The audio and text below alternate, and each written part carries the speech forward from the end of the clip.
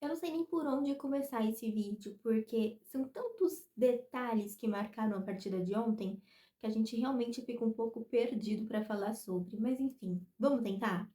Oiê, eu sou a Steph Locatelli, sejam bem-vindos a mais um vídeo do canal Sereia da Vila. O Santos ontem foi derrotado na Neoquímica Arena, jogando como mandante para o Curitiba 3-0. O mesmo time que perdeu pra gente durante a semana, por 2-0, jogando em casa no Couto Pereira, e foi eliminado da Copa do Brasil. O mesmo time. Acontece que o Santos que jogou ontem na Neoquímica não foi o mesmo Santos que jogou lá no Couto Pereira. Então aí a gente já tem uma grande diferença. Eu acredito que o maior culpado pela derrota de ontem foi o Cuca, pelas mudanças que ele faz no time. O Santos não emplacava 2 vitórias seguidas na temporada há muito tempo, e eu acho que todo mundo sabe disso, porque, enfim, olha, a gente já tá em maio e quantas vitórias a gente tem no ano. Aí a gente pega o ano passado também, foi um péssimo ano pra gente em quesito de emplacar vitórias. A gente não consegue ganhar de forma seguida com tanta frequência assim. É muito raro de acontecer. Pela primeira vez nesse ano, aconteceu. A gente venceu no Brasileiro e depois a gente venceu na Copa do Brasil, conseguindo também uma classificação. E o que o Cuca faz no jogo seguinte, que a gente pode emplacar mais uma vitória no Brasileiro e tentar dar um salto na tabela? Ele mexe no time. Ele mexe no que tá dando certo. Ele tira alguns jogadores que não deveriam ter saído do time e coloca outros e mostra, mais uma vez, que o Santos não é um time confiável. Infelizmente. A única substituição que eu acredito que é plausível foi a do Igor Vinícius. O Igor Vinícius acabou tendo febre, por isso foi cortado do jogo, e o Mike acabou atuando no lugar dele. Inclusive, não fez um bom jogo, né? Logo ali no início, os dois gols, dos dois primeiros gols do jogo, saem muito por conta do lado dele ali, muito por conta da ausência dele nas jogadas também. Ele não participa da jogada. Ok, mas esse é o grande problema, né? Porque quando ele sai sendo vaiado inúmeras vezes, o narrador, inclusive, comenta sobre isso. Mas ele nem foi responsável ali pelos gols, não estava na jogada. Exatamente, ele não estava na jogada. E ele deveria estar na jogada. Então, eu acredito que a torcida tá pegando muito no pé dele. Pegou muito também no pé dele, principalmente no jogo de ontem. E pegou com razão, gente. O Mike é um jogador que já há vários jogos mostra pra gente que não é um jogador confiável e é um jogador que vai falhar em alguns casos e vai acabar comprometendo o time. Foi o que aconteceu, por exemplo, em alguns lances ontem, a gente viu isso. Por isso ele foi substituído tão cedo na partida. Tão cedo na partida. Por conta disso. Aí, a gente vai para outros pontos. Então, por exemplo, Barreal. Barreal não jogou ontem no primeiro tempo, ele entra no segundo tempo. Um grande erro, porque o Barreal tava jogando bem e o Cuca simplesmente tira ele do time. Gustavinho no meio-campo. Gustavinho tá voltando agora de lesão, entendeu? E já coloca ele num jogo como esse, principalmente sabendo que, assim, gente, com todo respeito ao Corinthians, a arena deles, mas que gramado horrível! A cada segundo todo mundo escorrega e não é só ontem, não. Não é um caso aleatório que aconteceu só no jogo de ontem. Não, até quando o Corinthians joga lá, o que você mais vê são jogadores escorregando. Então, assim, não sei por que mexer tanto no time, complicar a situação, todo mundo ali vive escorregando. Ou o tanto de drible que o Lucas Veríssimo levou ontem. Lucas Veríssimo, nossa dupla de zaga também, olha, péssima. Péssima, péssima, péssima. Não tem, eu acho que não tem quem defender no jogo de ontem, porque assim, o time foi muito abaixo. O time se deixou ser dominado pelo Curitiba desde muito cedo na partida, né? Então, assim, quando a gente olha no final do primeiro tempo um resultado de 3-0, sendo que 2-0 foi construído ali durante os primeiros 20 minutos, é aterrorizante. É aterrorizante. Foi um filme de terror no domingo de manhã pro torcedor santista. A gente realmente não esperava uma derrota como essa, principalmente por conta da festa linda que a torcida do Santos fez no estádio, um mar branco, a coisa mais linda. E foi o que aconteceu. Um jogo péssimo. Outra substituição, lá na frente, ele colocou o Moisés como titular. Por que não o Gabriel Barbosa? Né? Por que não colocou um time que seria capaz de competir, pelo menos, no jogo? Ah, não, mas não. Vamos fazer substituição, vamos mudar o time. Um outro jogador eu fico quieta. Como eu disse, por exemplo, o Mike no lugar do Igor Vinícius, porque o Igor Vinícius estava fora por conta de um fator, assim, que não tem o que fazer, que era a febre dele. Mas os outros jogadores não tinham desculpa para ter começado o jogo no banco. Então eu acredito que o principal errado da partida de ontem começa por aí, o Cuca. O Cuca errou ao escalar o time e boa parte dessa derrota, quase toda, na verdade, está na conta dele.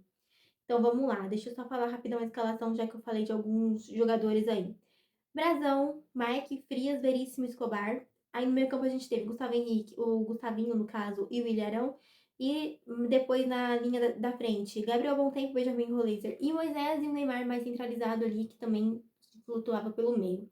Gente, falado já dessa questão do Santos de ter entrado errado em campo, a gente vai falar agora sobre o jogo que a gente fez, porque isso acabou condicionando uma péssima partida por parte do Santos, né? Como eu disse, a gente errou bastante, a gente não conseguiu jogar, a nossa linha de defensiva também tava horrível, ninguém tava jogando direito lá, nem o Frias, principalmente o Veríssimo, gente, um jogo horrível do Veríssimo, horrível. Foi um jogo bem abaixo dele. Não vou ficar jogando a culpa somente no Veríssimo, obviamente, né? Porque foi um jogo ruim dele diante de vários jogos que ele fez muito bem. Mas ontem ele estava péssimo, não era o dia dele. Eu acho que isso ficou muito claro. Eu acho que ontem não era o dia do Santos, né? Porque em raros momentos na partida, o Santos até conseguiu chegar no ataque. Depois, com as substituições também no segundo tempo, quando entra o Gabriel Barbosa ali, a gente consegue chegar no ataque. Só que a bola não entra de jeito nenhum. É incrível. É incrível, é incrível. A bola não entrou de jeito nenhum e a gente até que tentou em alguns momentos. Mas não era o nosso dia, tanto é que a gente acabou tomando 3 gols logo no primeiro tempo. E ressalva sobre os gols. Primeiro, vamos falar do segundo gol, porque eu acho que foi falta no Veríssimo. Só que foi um lance que não foi revisado. Na sequência, ali já saiu de novo o apito inicial da partida e a bola voltou a rolar. O terceiro gol foi um pênalti. Nesse pênalti, eu acho que não foi para tudo isso também.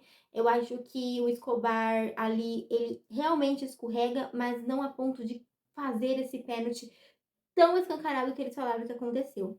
Houve o escorregão do Escobar, mas quantas vezes a gente já não viu isso acontecer dentro da área e não ser marcado nada? Então, assim, eu acho que o que falta na arbitragem é a questão do critério, né? Porque no jogo de ontem foi marcado pênalti, mas eu já vi jogos que esse tipo de lance não é marcado pênalti. Então, peraí, é pênalti ou não é pênalti? Porque se sempre marcasse pênalti em lances como esse, aí beleza, teria sido pênalti ontem. Mas como não marca sempre, realmente, será que foi pênalti ou não? Fica esse questionamento no ar, né? Porque se eu já vi que lances como esse não são marcados pênalti, por que que ontem foi marcado pênalti nesse lance? Fica aí esse questionamento. Mas acabou marcando, ele nem chegou aí no VAR para conferir e tal. O pênalti foi convertido, 3-0, como eu disse, logo no primeiro tempo. A gente volta para o segundo, algumas substituições acontecem, mas eu acho que ainda assim não são suficientes para melhorar o Santos na partida. Até porque a gente já estava perdendo de 3-0. E aí o Cuca tentou corrigir o erro dele do primeiro tempo, né? Ele tira ali o Gustavinho, ele tira o Moisés, entre o Gabriel Barbosa, o Barreal e o Oliva. Tenta corrigir o time, eu acredito que acaba não sendo suficiente, porque, enfim, já tá 3-0, a torcida já tá por aqui da paciência, então realmente é difícil você correr atrás de um resultado que já tá tão elástico assim numa partida, principalmente que a gente tá falando, gente, de 11 horas da manhã ali, então assim, fica mais difícil ainda, né? Mas depois disso vem a famosa polêmica da partida, que é a substituição ali enganosa, equivocada do Neymar. Porque o Neymar estava ali na lateral, sendo atendido, recebendo atendimento médico, e o quarto árbitro anuncia a saída dele para a entrada do Robinho Júnior, sendo que, na verdade, quem sairia era o Escobar, que inclusive saiu lá do outro lado do campo, cruzou o campo inteiro para poder ser substituído. Só que como o quarto árbitro acaba levantando a placa com a saída do camisa 10, ele olha para o Neymar, olha para a placa, fica meio assim e volta para sua posição, né? Aí o jogo recomeça e o Neymar pede para poder entrar no jogo. Só que aí já falou, olha, você já foi substituído. Não, você não vai entrar. E aí fica aquele questionamento, né? Quem é que estava errado? Era o Neymar? Era a comissão técnica do Santos? Era a arbitragem? Teve toda aquela confusão, o Neymar chegou a conseguir pegar o papel e mostrar na câmera que, de fato, quem sairia ali era o camisa 31. Depois disso, que a partida termina, esse babado tá rolando nas redes sociais e tal, nos programas esportivos. A comissão de arbitragem vem e a gente vê na súmula falando que, na verdade, foi o César Sampaio que chegou e falou que o Neymar seria substituído e blá blá blá blá, e por isso que houve essa alteração na substituição. Só que aí vem a versão do César Sampaio falando que, na verdade, ele chegou no quarto árbitro e falou assim: vou ver como tá a situação do Neymar. E aí ele fala que se encaminha até o Neymar, pergunta ali como é que tá o Neymar para depois ele vir falar com o quarto árbitro. Só que não tem esse tempo de voltar. E quando ele pergunta isso, já a alteração já tá acontecendo. Então não teve nem essa paciência de esperar se de fato foi dessa forma que o César Sampaio tá falando que aconteceu. Só que na súmula do árbitro, a culpa tá toda jogada em cima da comissão técnica do Santos, né? O que a gente já sabia que ia acontecer. Então o ideal seria fazer o que agora? Pegar os áudios, né? Já que eles falam que tem essa conversa do César Sampaio falando que é o Neymar que vai entrar, que vai sair, então mostra os áudios, porque a gravação acontece durante o jogo inteiro. Mostra os áudios e mostra que foi de fato o César Sampaio que falou. É o Neymar que vai entrar. Tem que ser desse jeito, porque se for exatamente como o César Sampaio falou, então o erro continua sendo da arbitragem. Eu acho que, assim, minha humilde opinião, analisando todo esse caso, a gente sente esse descaso que existe com o Santos, não é de hoje, obviamente. Mas eu acho que o principal erro ali acaba sendo da arbitragem, sim. Porque quantos outros casos a gente já não viu onde os jogadores estavam sendo atendidos, recebendo atendimento e a substituição vai acontecer e a comissão técnica pede para esperar, para saber se o jogador tem ou não condição de continuar. E aí sim, depois do sinal positivo ou negativo, eles tomam a decisão deles. Agora, quando é o Santos, não, tudo tem que ser muito rápido, tudo tem que acontecer assim, do dia pra noite, desse jeito. A gente não tem tempo de pensar em nada e as coisas acontecem. Agora, quando é os outros times, nossa, uma maravilha, né? Uma maravilha. É complicado, é muito complicado. Outro ponto também, expulsão do Barreal. A gente teve a expulsão do Barreal ali no finalzinho do jogo, uma expulsão onde, gente, o Breno Lopes estava se encaminhando para lateral, não tinha chance nenhuma ali de uma chance clara de gol para essa expulsão ter acontecido, para justificar a expulsão. Então, assim, mais um lance que a gente olha e fala, cara, se fosse outro time ali, ele não teria sido expulso. Eu acho que isso que é o que mais pega, gente, é quando a gente faz a comparação. Porque se a gente analisasse o futebol em si, talvez a gente não ficaria tão frustrado assim. Mas quando a gente começa a fazer comparações, a gente entende o quanto a gente é prejudicado nas partidas. Por exemplo, outro ponto também que eu achei assim incrível. A gente teve no final do jogo 6 minutos de acréscimo, certo? 6 ou 7, não me recordo, mas foi bem pouco. Acho que foram 6. E aí, a gente teve toda a confusão envolvendo a substituição do Neymar, que deixou o jogo parado por muito tempo. A gente teve a saída ali do Luan Pérez, que acabou sofrendo a bolada. Inclusive, eu não falei dele, mas ele sofreu a bolada, saiu de campo. E teve todo o atendimento dele ali, a ambulância chegou a entrar. Depois a gente teve o lance da expulsão ali do Barreal. E depois a gente teve um pequeno momento onde o VAR estava checando uma possível expulsão de outro jogador do Santos. Olha quantos momentos a gente teve no segundo tempo de parada do jogo. E ele só me dá 6 minutos. Ah, mas o jogo já tava 3-0 pro Curitiba. Não tinha chance do Santos empatar, virar, fazer alguma coisa. Será que não tinha? O campeonato hoje ele tá sendo decidido por saldo de gol. Então, mesmo que o Santos não vencesse a partida, não conseguisse 4 gols para virar, ou não conseguisse 3 gols para empatar, um gol que a gente fizesse já ia ajudar o nosso saldo de gol. Porque hoje o campeonato na parte de baixo está sendo definido por saldo de gol. A gente termina o nosso jogo na dentro da zona de rebaixamento, quando começa as outras partidas de Corinthians e Grêmio. Aí o Grêmio empata com o Bahia e o Corinthians perde para o Botafogo. E por conta de um gol a mais do Botafogo na partida, de um 3-1, o Corinthians acaba assumindo a posição do Santos.